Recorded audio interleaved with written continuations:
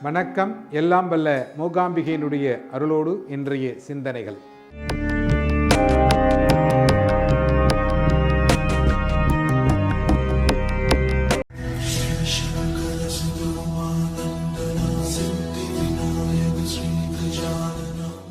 முன்னோர்கள் செய்த பாவங்கள் இந்த மாதிரி பிறந்தாலும், நம்ம அடிக்கடி மருத்துவமனைக்கு செல்ல வேண்டிய நிர்பந்தம் ஏற்பட்டாலும், துர்மரணம் நடந்தாலும், விபத்துக்கள், வாகன விபத்துக்கள் நடந்தாலும், இது எல்லாம் முன்னோர்கள் செய்த பாவத்தினுடைய கணக்கில் இருக்கிறது அப்படின்னு சொல்லலாம். இதுக்கு என்ன விமோசனம்? ஏன்னா மகாபாரதம் அப்படிங்கிறது இந்தியாவிற்கு கிடைத்த மிகப்பெரிய பொக்கிஷம். இதெல்லாம் செய்யக்கூடாது. இதெல்லாம் செஞ்ச அப்படின்னா நீ இப்படிதான் கஷ்டப்படுவ. திருதராஷ்டிரன் கேள்விப்பட்டிருப்பீர்கள். திருதராஷ்டிரனுடைய மகன் 100 பேர், கௌரவர்கள் 101 பேர் இருக்காங்க இல்லையா? துரியோதனனை சேர்த்து. முன்ஜென்மத்தில் இந்த திருதராஷ்டிரன் செய்த பாவத்தினுடைய கணக்கு இவருக்கு 100 குழந்தைகள் பிறந்து அந்த 100 குழந்தைகளும் கண்முன்னே இறந்தது.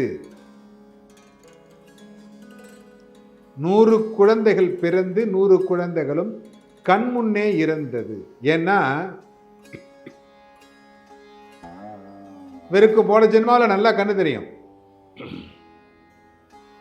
கண்ணு தெரிஞ்சாலும் நாக்கினுடைய சுவைக்கு அடிமைப்பட்டு மாமிசத்தை செய்வம் அசைவத்தை செய்வம் என்று நம்பி உணவு அருந்தியதனால், கண்ணிருந்தும் குருடனாக நீ செயல்பட்டதினால் உனக்கு இந்த தண்டனை அப்படின்னு சொல்றார்.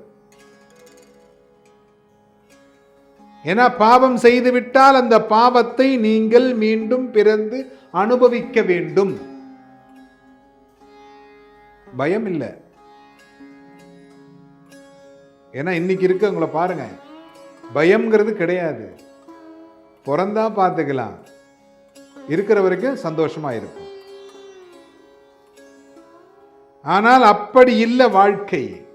இந்த ஜென்மாவிலேயே உங்களுக்கு ஒரு சில தண்டனைகள் கிடைத்துவிடும். அடுத்த ஜென்மாவில் மீண்டும் பிறப்பீர்கள். அதே வம்சத்தில் செய்த பாவத்திற்கான தண்டனையை அனுபவிக்க வேண்டி வரும். இதெல்லாம் செய்யாமல் இருக்கணுங்க. இந்த பாவம் நான் செய்யாமல் இருக்க வேண்டும். இனிமேல் நான் நல்லவனாக இருக்க வேண்டும். எப்பொழுதுமே நான் நல்லவனாக இருக்கணும் அப்படின்னு நினைச்சீங்கன்னா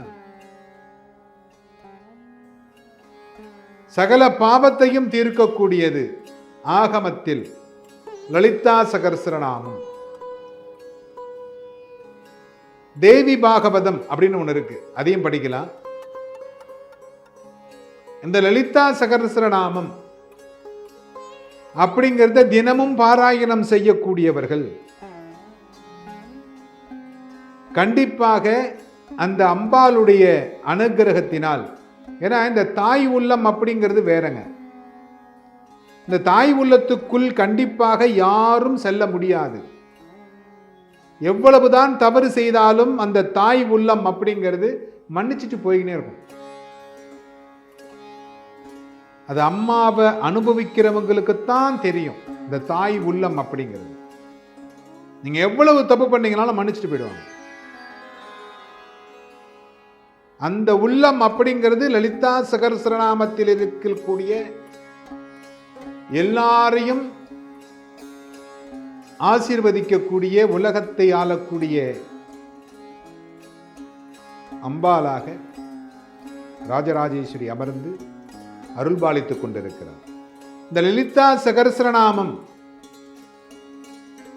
படிக்கிற பொழுது கண்டிப்பாக உங்களுடைய முன்னோர்கள் செய்த வினைகள் குறைவதற்கு வாய்ப்பு உண்டு. சுத்தமாக போயிடுமான்னு கேட்டால் அதுக்கு வாய்ப்பு ரொம்ப கம்மி. அம்பாள் மன்னிச்சிடுவா, ஆனால் தண்டனை அப்படிங்கிறது கொஞ்சம் குறைவாக இருக்கும். எப்படின்னா, நீங்கள் தூக்கிட்டு போகிற 500 1 ரூபாய் நோட்டை மாற்றி ஒரு 500 ரூபா நோட்டாக கையில் கொடுப்பான். அப்படித்தான் ஆசீர்வதிப்பாள்.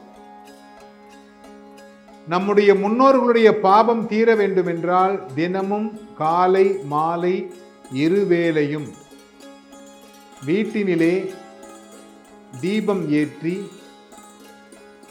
லலிதா சகஸ்ரநாமம், தேவி பாகவதம், சௌந்தர்ய லகரி, சிவானந்த லகரி போன்ற அபிராமி அந்தாதி இவையெல்லாம் படித்து வந்தால் நீங்கள் நல்லவராகவும் உங்களுடைய பாவ சுமைகளும் குறைந்து இன்புற்றிருக்கலாம். எல்லோரும் இன்புற்றிருக்க எல்லாம் வல்ல சுவாமிநாத சுவாமியை பிரார்த்தனை செய்கிறோம்.